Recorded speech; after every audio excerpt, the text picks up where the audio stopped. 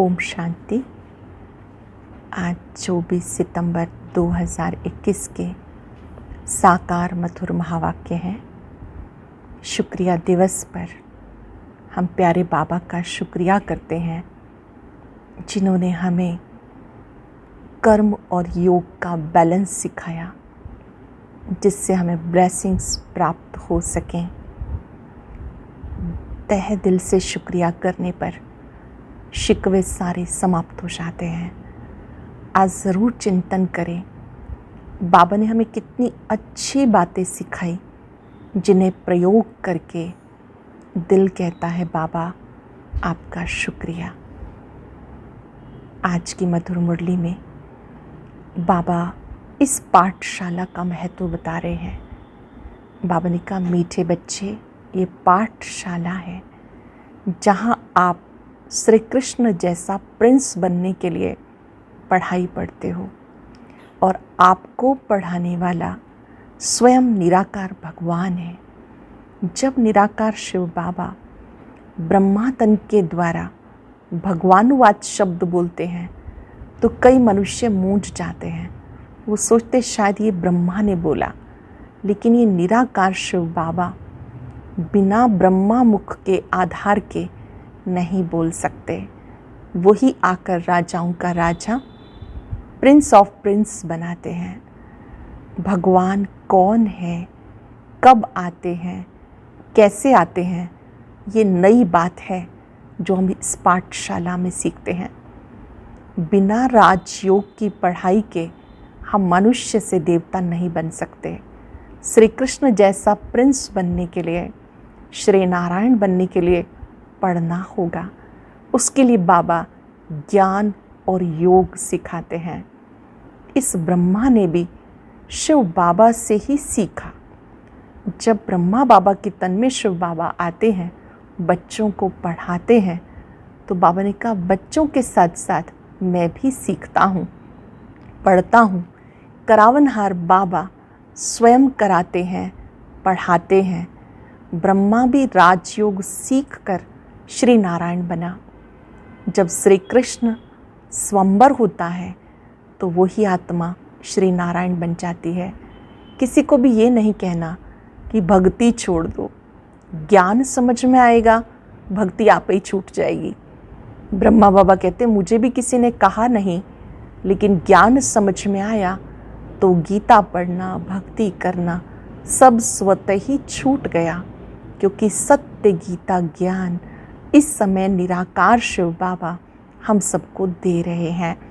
अच्छी रीति पढ़ने वाले, पावन बनने वाले ही श्री कृष्णपुरी में जाएंगे। श्री कृष्णपुरी में वही जाएंगे जो संगम युग पर अच्छी तरह से ज्ञान योग सीखते हैं, अपने आप को परिवर्तन करते हैं। बाबा कहते मीठे बच्चे, तुम्हें अच्छा पुरुषार्थ करके ऊंच पद पाना है। परिवार में रहते कहीं कहीं एडजस्ट करना पड़ता है। भक्ति नहीं करते, पूजा नहीं करते तो कईयों के परिवार वाले नाराज़ होते हैं। बाबा ने कहा अगर उन्हें खुश करने के लिए कभी करना भी पड़ता है, कोई बात नहीं, कोई ये पाप कर्म तो नहीं है ना, लेकिन मिलकर के चलना है, परिवार वालों को भी समझ के चलना है। अगर आपको ऐसा करना भी पड़ता है तो वो करते हुए भी साक्षी होकर शिव बाबा को याद करो। अभी इस समय वैष्णव बनने की आवश्यकता है। कोई भी तमोगुणी संस्कार, कोई भी तमोगुणी अवगुण आपको टच ना कर सके, उसके लिए अलंकारों से सदा सजे सजाए रहना है। स्लोगन में बाबा ने कर्म और योग का बैलेंस रखते हुए ब्लेसिंग्स पाने की विधि समझाई है। आज चलते फिरते याद करेंगे, मैं शक्ति संपन्न आत्मा हूँ, अलंकारी मूर्त आत्मा हूँ। इन अलंकारों के द्वारा मुझे सदा सजे सजाए रहना है। अब सुनते हैं मुरली विस्तार से। बाबा कहते मीठे बच्चे, तुम यहाँ श्री कृष्ण जैसा प्रिंस बनने की पढ़ाई पढ़ते हो। तुम्हें पढ़ाने वाला स्वयं भगवान है। तुम यहाँ श्री कृष्ण जैसा प्रिंस बनने की पढ़ाई पढ़ते हो, तुम्हें पढ़ाने वाला स्वयं भगवान है। क्वेश्चन है, बाबा जब भगवानवाच शब्द बोलते हैं तो कई बच्चे भी मूंझ जाते हैं, क्यों? क्योंकि भगवान तो गुप्त है। वो समझते हैं शायद इस दादा ने भगवानवाच बोला है, परंतु निराकार भगवान को बोलने के लिए ज़रूर मुख चाहिए ना। बाबा कहते हैं वंडरफुल समझने की बात है कि मैं कैसे इनमें प्रवेश करके तुम्हें पढ़ाता हूँ। ये वंडरफुल समझने की बात है, मैं इनमें प्रवेश करके तुम्हें पढ़ाता हूँ। ओम शांति। भगवानवाच, भगवान क्या कहते हैं? ये भगवानवाच किसने कहा? देखने में तो कोई आता नहीं, मनुष्य को भगवान नहीं कहा जाता। कोई समझेंगे कि बोलने वाले ही कहते हैं भगवानवाच, लेकिन निराकार भगवान बोल रहे हैं, ये सिर्फ तुम ही जानते हो। ये कौन बैठा है, भगवान कहाँ है, ये नई बात है ना, इसलिए मनुष्य मूंझ जाते हैं। लेकिन भगवानवाच है ज़रूर। कहते हैं मैं बच्चों को राजयोग सिखा रहा हूँ। नर से नारायण अथवा नारी से लक्ष्मी या राधे बनाने के लिए योग और ज्ञान सिखाता हूँ। इनसे और क्या चाहिए? तुम्हें हम राजाओं का राजा, प्रिंस का प्रिंस बनाता हूँ। मैं तुम्हें राजाओं का राजा बनाता हूँ, प्रिंस का प्रिंस बनाता हूँ। प्रिंस प्रिंसेस भी तो मंदिर में जाते होंगे ना। विकारी प्रिंस, निर्विकारी प्रिंस श्री कृष्ण को नमन करते हैं, तो मैं तुम्हें प्रिंस का भी प्रिंस बनाता हूँ। श्री कृष्ण जैसे स्वर्ग का प्रिंस बनो। नॉलेज पढ़ने से ही तो बनेंगे ना। डॉक्टर व बैरिस्टर कहेंगे ना स्टूडेंट को, मैं तुम्हें डॉक्टर व बैरिस्टर बनाता हूँ, परंतु पढ़ेंगे तभी तो बनेंगे। बाबा कहते बच्चे अच्छी रीति समझते हो कि राजयोग सिखाने वाला एक ही भगवान है। हमें राजयोग सिखाने वाला स्वयं निराकार भगवान है। राधे कृष्ण तो अलग अलग राजाई के बच्चे हैं, उनकी आपस में सगाई होती है, शादी के बाद नाम बदलता है, इसलिए चित्र में भी लक्ष्मी नारायण के नीचे राधे कृष्ण को दिखाया है। अब बाप अच्छी रीति समझाते कि ये ब्रह्मा भी नंबर 1 भगत था, पिछाड़ी में नारायण की पूजा करते थे। श्री कृष्ण की भक्ति की व नारायण की भक्ति की एक ही बात है। श्री कृष्ण ही बड़ा होकर श्री नारायण बनता है। अब तुम्हें नर से नारायण बनने के लिए राजयोग सिखा रहे हैं। अब तुम्हारे 84 जन्म पूरे हुए, अब इनकी आत्मा भी पढ़ रही है, फिर भविष्य में श्री कृष्ण बनती है। बाबा कहते बच्चे तुम ज्ञान चिता पर बैठ गोरे बनते हो, काम चिता पर बैठ सांवरे बन गए हो। यह है कंसपुरी, मैं तुम्हें कृष्णपुरी में ले जाने के लिए आया हूँ। श्री कृष्ण ही सर्वगुण संपन्न 16 कला संपूर्ण है, यहाँ कोई में सर्वगुण है नहीं। मैं आया हूँ बच्चों को संपूर्ण निर्विकारी बनना है योग बल से। मैं निर्विकारी बनाने आया हूँ, बनना है निर्विकारी योग बल से। बाहुबल है हिंसक लड़ाई जो तीर कमान से होती थी, फिर बंदूकों तलवारों से हुई, अब होती है बॉम्ब से। खुद कहते हैं हम ऐसे बॉम्ब्स बनाते जो घर बैठे सब खत्म हो जाएंगे, फिर मिलिट्री क्या करेगी? बाबा कहते मीठे मीठे बच्चे ये पाठशाला है। मैं तुम्हें प्रिंस श्री कृष्ण जैसा बनाता हूँ। जो फर्स्ट प्रिंस सतयुग का था वो अब 84 जन्म लेकर कलयुग में बैगर बना है। भारत में ही उनका राज्य था, फिर पुनर्जन्म लेना पड़े ना। श्री कृष्ण को भगवान कहते तो भगवान फिर पुनर्जन्म में कैसे आएगा? भगवान तो निराकार है, वो है ही एक रचयिता, बाकी सब है रचना। तब कहते हैं हम आत्माएं सब भाई भाई हैं। बाबा समझाते तुम ब्रह्मा कुमार कुमारी आपस में भाई बहन ठहरे, तो फिर क्रिमिनल असॉल्ट कैसे हो? तुम वर्षा एक बाप से लेते हो भविष्य के लिए। अगर पवित्र नहीं रहेंगे तो शांतिधाम सुखधाम में कैसे जाएंगे? अगर पवित्र नहीं रहेंगे तो शांतिधाम सुखधाम में कैसे जाएंगे? पुकारते भी हम पतित बन गए, पावन बनाने आओ। बाबा कहते मुझे याद करो, ये तुम्हारा अंतिम जन्म है। तुम सब आत्माएं अब वापस वानप्रस्थ में जा सकती हो, इसलिए वानप्रस्थी हो। ऐसा कोई गुरु रास्ता बता न सके। ये ज्ञान है एक बाप के पास, वही पतित पावन निराकार है। बाबा कहते मुझे याद करो, थोड़े टाइम के लिए मैंने स्तन का लोन लिया है। मुझे याद करो, मैंने थोड़े टाइम के लिए इस ब्रह्मा तन का आधार लिया है। शरीर बिगर आत्मा कैसे बोल सकेगी। भगवानुवाच है, मैं बूढ़े साधारण तन में प्रवेश कर तुम बच्चों को पढ़ाता हूँ। मैं गर्भ में नहीं आता हूँ, गर्भ में आने वाले को तो पुनर्जन्म में आना पड़े, मैं एक ही बार आता हूँ। प्रकृति का आधार मुझे जरूर चाहिए, मैं इसमें बैठ तुम्हें पढ़ाता हूँ। ये पहले अपना जवाहरात का धंधा करता था, कोई गुरु ने नहीं सिखाया, अचानक बाबा ने इनमें प्रवेश किया। करण करावनहार होने के कारण इससे कर्तव्य कराते रहते हैं, ब्रह्मा तन से कराते रहते हैं। ये भी सीखता जाता है, ब्रह्मा भी सीखता जाता है, तुम भी साथ में सीखते जाते हो। बोलते हैं तुमको, परंतु सुनता पहले मैं हूँ। पढ़ाने तुम बच्चों को आता हूँ, परंतु इनकी आत्मा भी पढ़ती रहती है। बच्चों को राजयोग सिखाने आया हूँ। ऐसे कभी कोई पढ़ाते नहीं, यह है पावन बनने की बात। ये संगम युग है ही पुरुषोत्तम बनने का। पुरुषोत्तम श्री कृष्ण था, स्वयंवर के बाद उनकी डिग्री कुछ कम हो जाती, इसलिए श्री कृष्ण की महिमा बहुत है। नाम ही है श्री कृष्णपुरी, इसको कहते कंसपुरी। बाकी कहानी बनाई कृष्ण और कंस की, बच्चों को समझाया। परिपक्व अवस्था होने से भक्ति आपे ही छूट जाएगी।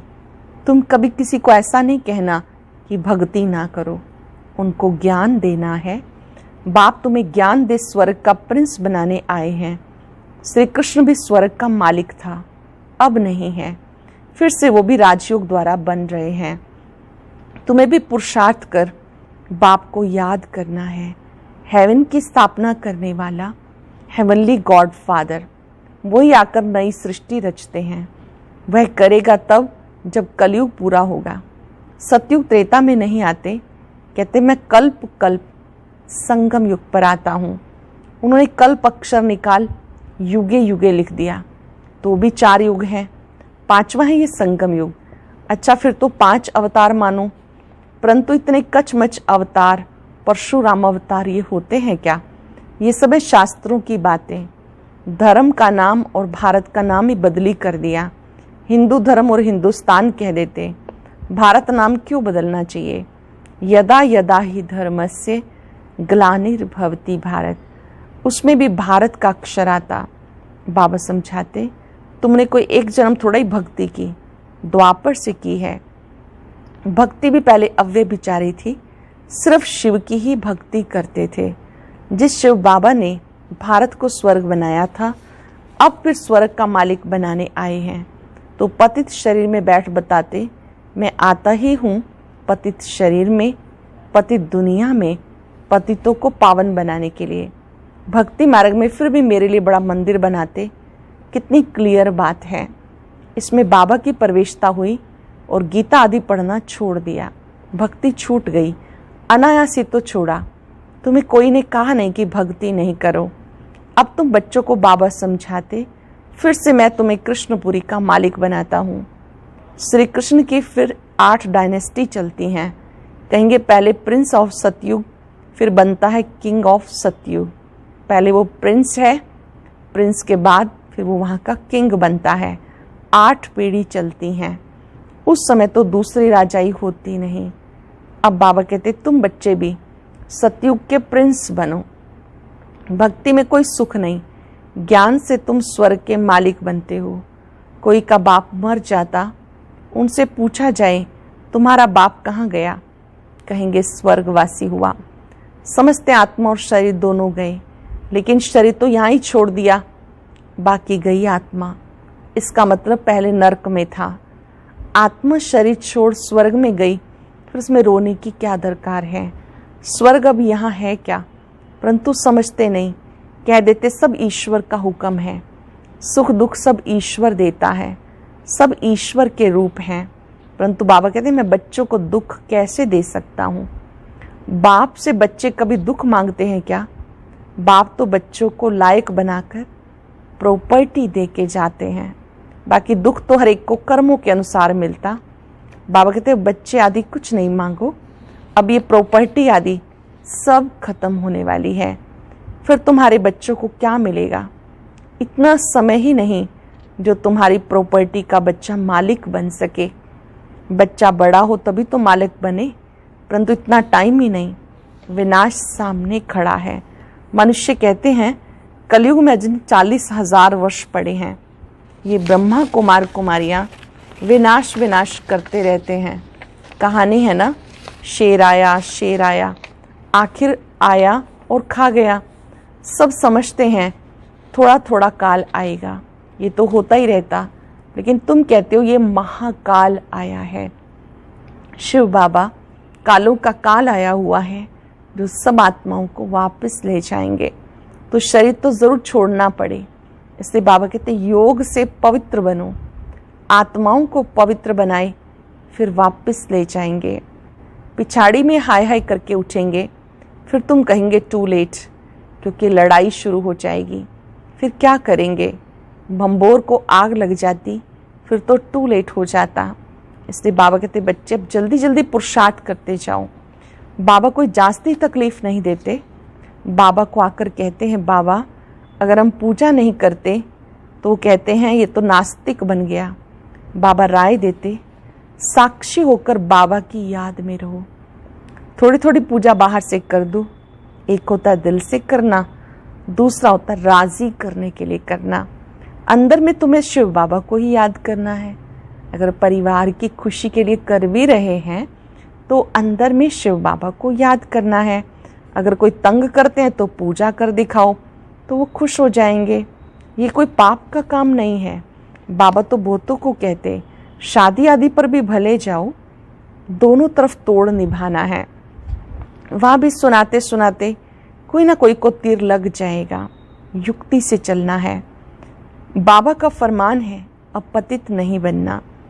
पवित्र बनने से तुम श्री कृष्णपुरी के मालिक बन जाएंगे। पवित्र बनेंगे तो श्री कृष्णपुरी के मालिक बन जाएंगे। शिव बाबा को याद करो तो विक्रम विनाश होंगे और विश्व के मालिक बनेंगे। बच्चों ऐसी सी युक्ति से अपने मित्र संबंधियों को समझाना है। वो है जिस्मानी यात्रा, ये है रूहानी यात्रा। ये रूहानी यात्रा बाबा ही सिखाते हैं। कहते माम एकम याद करो तो पतित से पावन बन जाएंगे, सारे दुख दूर हो जाएंगे। माम एकम याद करो तो पतित से पावन बन जाएंगे, सब दुख दूर हो जाएंगे। कोई विरला व्यापारी व्यापार करे अर्थात वैकुंठ की बादशाही ले, श्रीमत पर चलते रहो। ऐसा भी ना हो पैसे आदि मुफ्त में जाएं, कुछ फल ना निकले। घर भी संभालना है, परिवार संभालना है, बच्चों की पालना भी करनी है, सिर्फ श्रीमत पे चलना है। राय लेनी है बाबा इस हालत में हम क्या करें। बाबा बच्ची कहती है हम शादी करें, तो बाबा कहते शादी करानी ही पड़ेगी क्योंकि उनका हिस्सा है, उनको दे दो। बाबा सिर्फ समझाते, फिर भी कुछ पूछना हो तो पूछ कर श्रीमत पे चलो। बच्चों को बाप की आज्ञा पे चलना है, इसी में बच्चों का कल्याण है। हर कदम पर बाबा की आज्ञा पर चलना है, इसमें ही कल्याण है। अच्छा, मीठे मीठे सिक्के लदे बच्चों प्रति माता पिता बाप दादा का याद प्यार गुड मॉर्निंग। रूहानी बाप की रूहानी बच्चों को नमस्ते। रूहानी बच्चों की रूहानी बाप दादा को नमस्ते, गुड मॉर्निंग। शुक्रिया बाबा, शुक्रिया। धारणा के लिए सार है, हर कर्म साक्षी होकर शिव बाबा की याद में करना है। लौकिक अलौकिक दोनों तरफ तोड़ निभाना है। लौकिक से युक्त युक्त चलना है। इस समय अंतिम जन्म में भी ये वानप्रस्थ अवस्था है, वापिस घर जाना है, इसलिए पावन जरूर बनना है। कोई भी बंधन नहीं बनाने हैं। आज का वरदान, पुराने संस्कारों व विघ्नों से मुक्ति प्राप्त करने वाले सदा शक्ति संपन्न भव। पुराने संस्कारों व विघ्नों से मुक्ति प्राप्त करने वाले, सदा शक्ति संपन्न भव। किसी भी प्रकार के विघ्नों से, कमजोरियों से या पुराने संस्कारों से मुक्ति चाहते हो तो शक्ति धारण करो, अर्थात अलंकारी रूप होकर रहो।